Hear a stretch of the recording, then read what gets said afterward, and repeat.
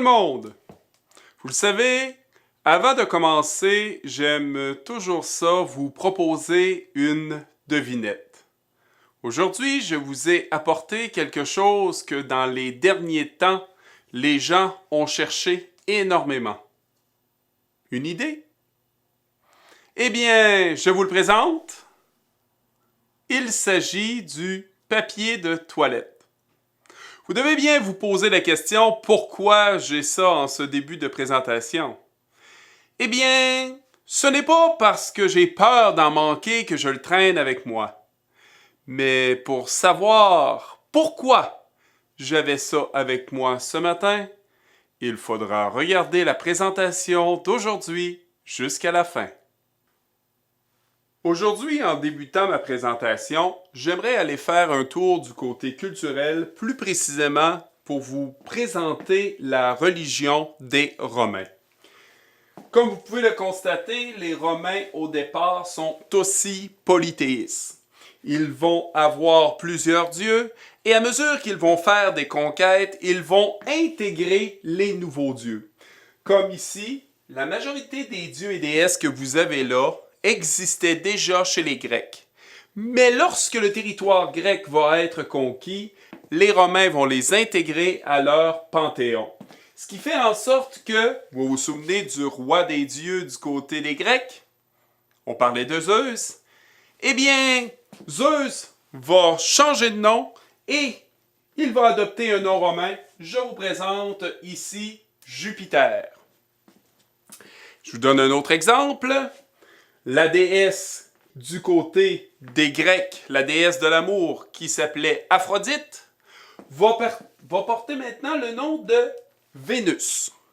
Donc, tout ça pour vous dire que les Romains sont polythéistes, ce qui veut dire, encore une fois, qu'ils honorent plusieurs dieux, et ce qui veut dire que probablement, dans la visite qu'on s'apprête à faire de la ville de Rome, on va retrouver des temples qui vont leur être dédiés. Mais avant tout, aujourd'hui, comme je viens de le mentionner, nous allons faire un tour de la ville de Rome pour vous montrer quelles vont être les infrastructures que l'empereur va mettre en place pour être en mesure de bien gouverner et de s'assurer que son peuple ne manque de rien et soit diverti. Je vous rappelle qu'il est important de comprendre que quand on parle d'empereur, étant donné la grandeur du territoire qu'avaient conquis les Romains, c'était plus possible de permettre aux citoyens de prendre des décisions. C'est pour ça que le régime politique de la République a succédé à l'Empire. Donc, l'Empire est dirigé par l'empereur et l'empereur concentre tous les pouvoirs entre ses mains. Donc, il y a le pouvoir, c'est le chef des armées. C'est lui qui fait exécuter les lois et qu'il va rendre justice. Et en plus de ça, c'est lui qui nomme tous les fonctionnaires qui vont travailler pour lui. Ce qui concentre dans ses mains énormément de pouvoir. Mais, un nouvel élément qui s'ajoute, c'est qu'il a aussi le pouvoir religieux. Donc, c'est lui qui est le chef du culte, mais plusieurs empereurs vont se déclarer élus des dieux. Ce qui fait qu'une fois qu'ils vont être morts, en plus des différents dieux, ils vont s'élever eux aussi comme étant un dieu. Ce qui veut dire que dans la ville de Rome, nous allons retrouver tout d'abord un endroit où le pouvoir va s'exercer. Je vous présente ici les palais impériaux. Donc, c'est là que l'empereur va demeurer. Et ce que je voulais vous montrer aussi, c'est que l'empereur, une fois divinisé, souvent une fois mort, va posséder ses propres temples. C'est-à-dire que pour l'honorer au même titre qu'un dieu, on va lui construire des temples. Débutons notre visite de Rome en allant voir les forums impériaux. Lorsque l'on parle de forum, c'est l'équivalent de l'agora que nous avions déjà mentionné du côté des Grecs. Donc, si vous vous souvenez de qu'est-ce qu'était l'agora, on parlait tout simplement d'une grande place publique. Grande place publique sur laquelle on va retrouver le marché, où les citoyens vont se retrouver pour pouvoir discuter entre eux. On va y retrouver des bâtiments administratifs et religieux. La preuve de ce que je viens d'avancer, voici le temple de Saturne, qui est un autre des dieux romains. Vous avez ici la basilique, qui va servir de tribunal du peuple. Et le petit temple que vous avez ici, ça se trouve à être le temple de César, Jules César, divinisé, c'est-à-dire qu'une fois mort, il va devenir comme un demi-dieu. Et vous avez l'estrade ici qui permettait aux gens, aux orateurs, de pouvoir parler au public. J'attire votre attention sur une autre infrastructure propre aux Romains. Je parle de ceci. Mais on va aller mieux le voir.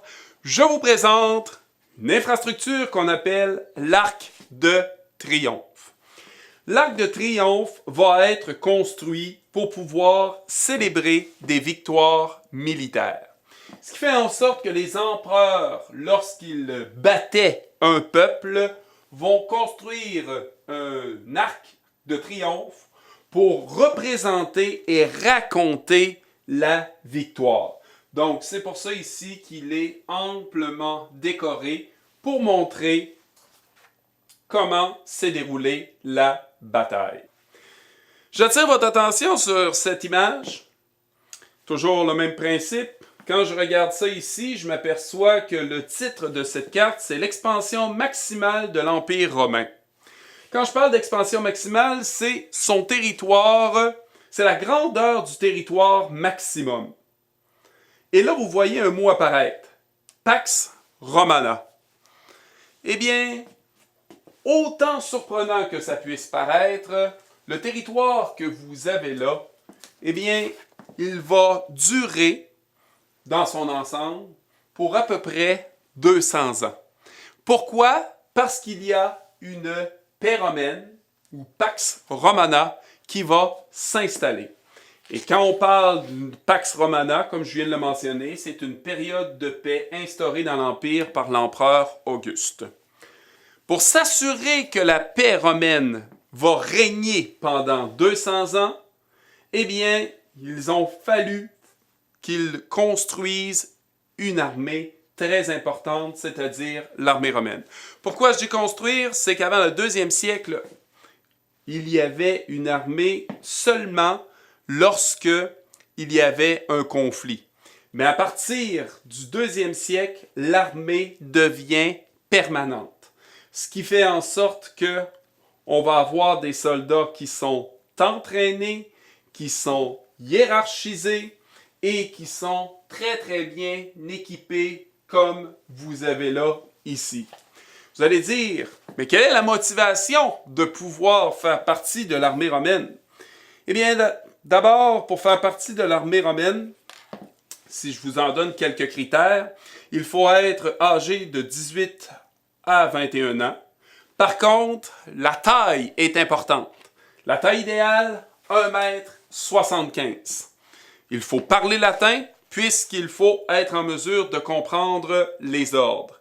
Et il faut qu'il soit capable de se déplacer avec une charge sur eux puisque les soldats romains vont parcourir pendant la journée 25 à 30 km.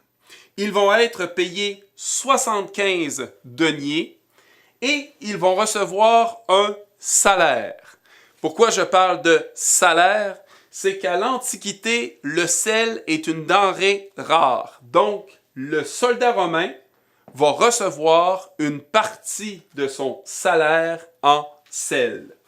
Et ce qui va faire en sorte que les soldats romains vont être très motivés, c'est le fait qu'à chaque nouvelle conquête, ils vont pouvoir piller, ils vont avoir le droit de pillage, c'est-à-dire qu'ils vont avoir le droit de s'emparer, de voler ce qui les intéresse chez les peuples vaincus.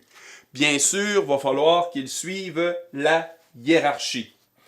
Et à la fin, ils peuvent se retirer après 20 ans ou 25 ans pour les auxiliaires. On se souvient de nos fameux pérégrins. Et à partir de là, ils vont recevoir une prime et une portion de terre.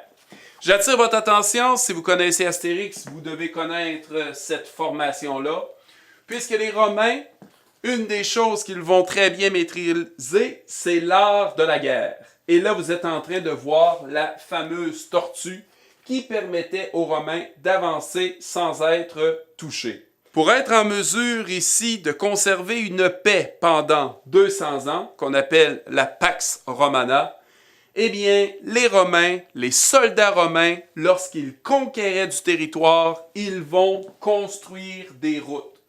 D'où l'expression qui est totalement vraie, tous les chemins mènent à Rome. Puisque les chemins qui vont être construits pendant cette période, il y en a plusieurs aujourd'hui qui sont encore visibles et même utilisés. Donc, vous voyez qu'est-ce que ça donne? Le recouvrement ici est fait en pierre de basalte, mais c'est seulement à l'entrée et à la sortie ici des différentes villes qu'on va retrouver ce type de pierre. La plupart du temps, c'est des petits cailloux qui vont former les routes. Mais juste pour vous montrer à quel point ils sont évolués, eh bien, ils vont construire, comme je le montrais tantôt, vous allez avoir plus de 80 000 kilomètres de routes qui vont être construites. Et ce qui est intéressant, c'est que vous êtes en train de voir que la route, elle est en pente. Le but, c'est pour permettre à l'eau de s'écouler. Ce qui fait de chaque côté ici, on va retrouver un trottoir pour les piétons. Et ensuite de ça, juste pour vous montrer à quel point les ingénieurs romains sont ingénieux, ça le dit, c'est que chaque route n'aura pas plus que 8 à 9% de pente. Ça veut dire que les Romains construisent toujours en ligne droite. Et lorsqu'il y a une montagne, c'est pas grave, on creuse pour être en mesure de poursuivre. Et pour être en mesure de se repérer, on arrive avec des bornes militaires.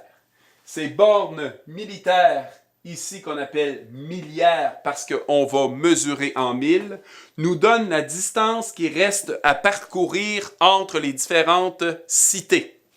Donc, on voit que ça ressemble à Montjoly, 30 km. C'est ce qu'ils avaient déjà dans le temps.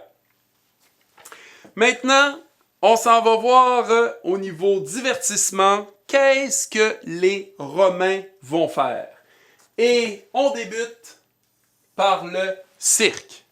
Mais attention, pensez pas y voir des jongleurs et d'y voir des trapézistes, puisque le cirque va être une course de chars.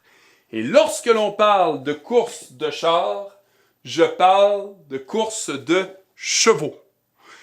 On peut retrouver 4, on peut retrouver 2 chevaux et il va y avoir des équipes.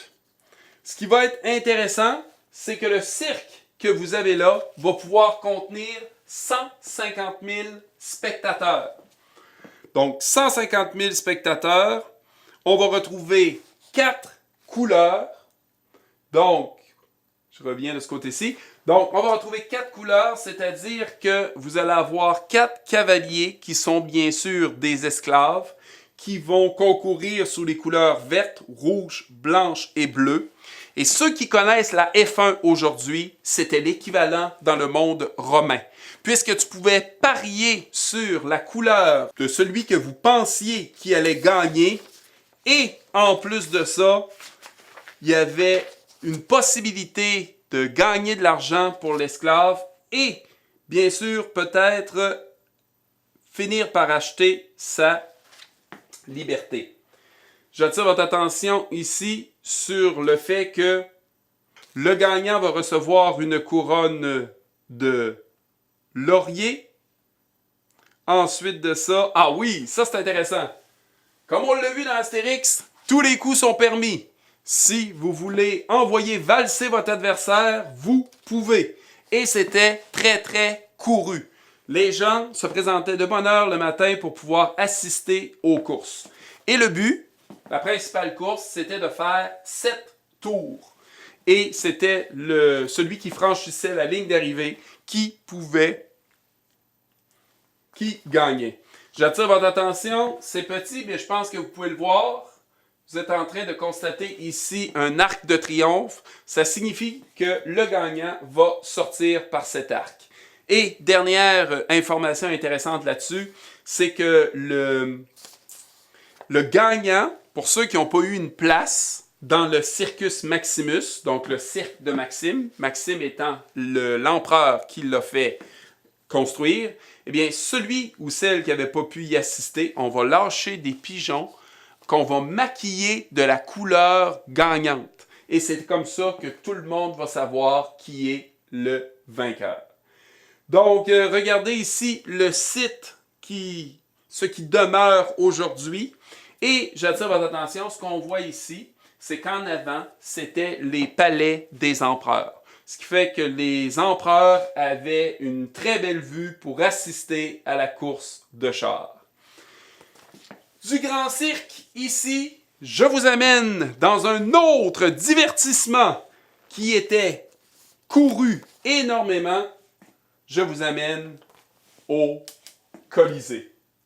Donc, je vous présente le Colisée de Rome.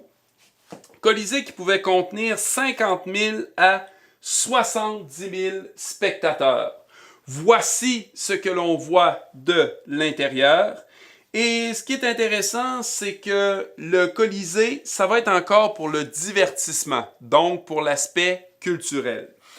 Donc le matin, qu'est-ce qu'on va faire? Le matin, on va organiser des chasses avec les animaux. Donc souvent, on va avoir des prisonniers de guerre qui vont se battre contre des animaux. Et comme on est allé chercher, comme on l'a vu lors de l'expansion, une partie de l'Afrique, on va donc apporter toutes sortes d'animaux exotiques. Des tigres, des ours, des hippopotames, des éléphants, des lions. Mais ce qui va être le plus couru, c'est bien sûr les combats de gladiateurs. Qui dit combat de gladiateurs, ça se trouve à être des prisonniers qui vont se battre et ils ont une possibilité, s'ils se sont bien battus, de rester en vie. Sinon, la foule peut réclamer qu'ils soient mis à mort. Il y avait toutes sortes de gladiateurs et les différents équipements représentent l'endroit qu'ils provenaient des provinces conquises. Mais, ce qui était encore plus grand que les empereurs aimaient organiser, c'était des batailles navales. Oui, chers jeunes, ça s'est fait, c'est-à-dire qu'on a rempli des colisées d'eau pour être en mesure de faire des batailles navales. Et ceux qui jouaient les rôles sur les différents bateaux, c'était bien sûr tous des prisonniers de guerre qui terminaient leur vie en étant massacrés lors d'une nomachie, alors que tous les spectateurs étaient autour pour pouvoir y assister. Vous voyez, on voit de l'eau. Puisque l'eau va être très très importante à Rome. Je vous amène maintenant voir ce qu'on va appeler l'aqueduc. De 2 mots grecs. Premier mot aqua pour eau et duc pour conduite. Ce qu'il faut comprendre, c'est que Rome va posséder 13 aqueducs. Et ce que ça signifie, c'est que l'eau va être prise dans une source loin de la ville.